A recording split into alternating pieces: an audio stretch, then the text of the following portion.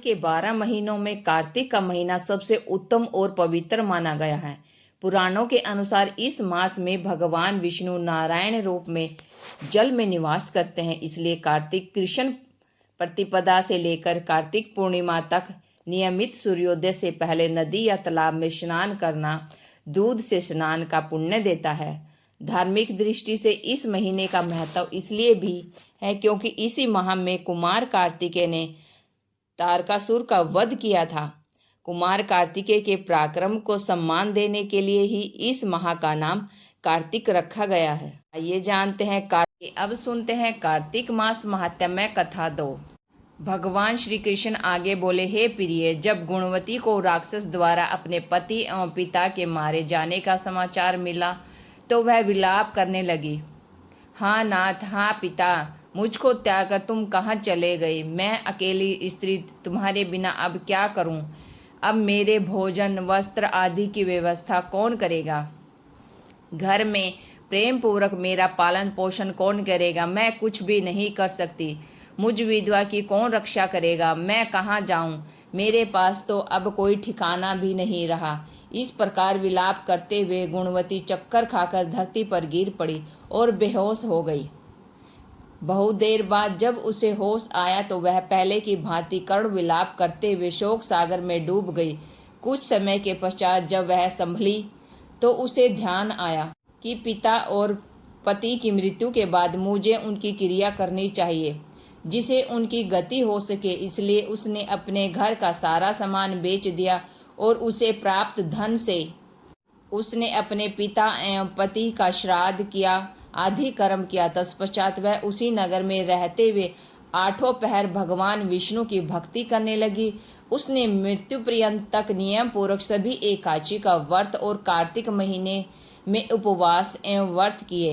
हे प्रिय, एकादशी और कार्तिक व्रत मुझे बहुत ही प्रिय हैं। इनसे मुक्ति, भुक्ति, पुत्र तथा संपत्ति प्राप्त होती है। कार्तिक मास में जब तुला राशि पर सूर्य आता है तब ब्रह्म मुहूर्त में उठकर स्नान करने व व्रत व उपवास करने वाले मनुष्य मुझे बहुत प्रिय हैं, क्योंकि यदि उन्होंने पाप भी किए हों तो भी स्नान एवं व्रत के प्रभाव से उन्हें मोक्ष प्राप्त हो जाता है।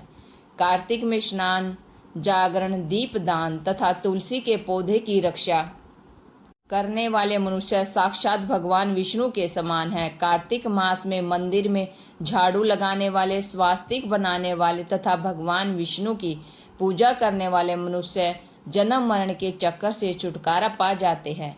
यह सुनकर गुणवती भी प्रतिवर्ष श्रद्धा पूर्वक कार्तिक का व्रत और भगवान विष्णु की पूजा करने लगी। हे प्रिय, एक बार उसे जवर हो गया और वह बहुत कमजोर भी हो गई। फिर भी वह किसी प्रकार गंगा स्नान के लिए चली गई। गंगा तक तो वह पहुंच गई, परंतु शीत के कारण वह बुरी तरह कांप रही थी। इस कारण वह स्थिर हो गई। तब मेरे भगवान विष्णु दूत उसे मेरे धाम ले आए। तत्पश्चात ब्रह्मा आदि देवता की प्रार्थना पर मैंने कृष्ण का अवतार लिया तो मेरे गण भी मेरे साथ इसी पृथ्वी पर आए, जो इस समय यादव हैं। तुम्हारे पिता पूर्व जन्म में देव शर्मा थे तो इस समय सत्राजीत हैं। पूर्व जन्म में चंद्र शर्मा जो तुम्हारा पति था वह डाकू है, और हे देवी, तुम ही वह गुणवती है। कार्तिक व्रत के प्रभाव के कारण तुम मेरी अर्धांगिनी बनी है। पूर्व जन्म में तुमने मेरे मंदिर के द्वार पर तुलसी का पौधा लगाया था। इस समय वह तेरे महलों के आंगन में कल्प वृक्ष के रूप में विद्यमान है। उस जन्म में जो तुमने दीप दान किया था उसी कारण तुम्हारी देह इतनी सुंदर है और तुम्हारे घर में साक्षात लक्ष्मी का वास है। जो कि तुमने पूर्व जन्म में अपने सभी व्रतों का फल पति स्वरूप विष्णु को अर्पित किया था, उसी के प्रभाव से इस जन्म में तुम मेरी प्रिय पत्नी हो। पूर्व जन्म में तुमने नियम पूर्वक जो कार्तिक मास का व्रत किया था उसी के कारण मेरा और तुम्हारा कभी वियोग नहीं होगा। इस प्रकार कार्तिक मास में व्रत आदि करने वाले मनुष्य मुझे तुम्हारे समान प्रिय हैं। दूसरे जप, तप, यज्ञ, दान आदि करने से प्राप्त फल कार्तिक मास में किए गए व्रत के फल से बहुत थोड़ा होता है, अर्थात कार्तिक मास के व्रतों का 16वां भाग भी नहीं होता। इस प्रकार सत्यभामा भगवान श्री कृष्ण के मुख से अपने पूर्व जन्म के पुण्य का प्रभाव सुनकर बहुत प्रसन्न हुई। कार्तिक मास महात्म्य कथा अध्याय 2 यहीं समाप्त होता है।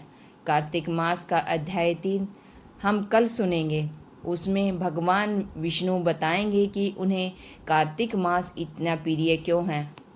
सत्यभामा के पूछने पर भगवान श्री कृष्ण अपने श्री मुख से बताएंगे कार्तिक मास की महत्म। कार्तिक मास महत्म्य कथा अध्याय 2 की कथा सुनकर आपको कैसा लगा? अगर अच्छा लगा है तो वीडियो को लाइक करें, शेयर करें और चैनल को सब्सक्राइब अवश्य कर लें ताकि आने वाली हर वीडियो की अपडेट आप तक पहुंचती रहे।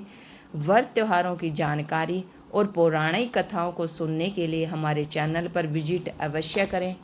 Thank you for watching my video. जय हिंद, जय भारत, जय श्री कृष्णा। राधे राधे, जय श्री कृष्ण। और कमेंट बॉक्स में भगवान दामोदर अवश्य लिखें।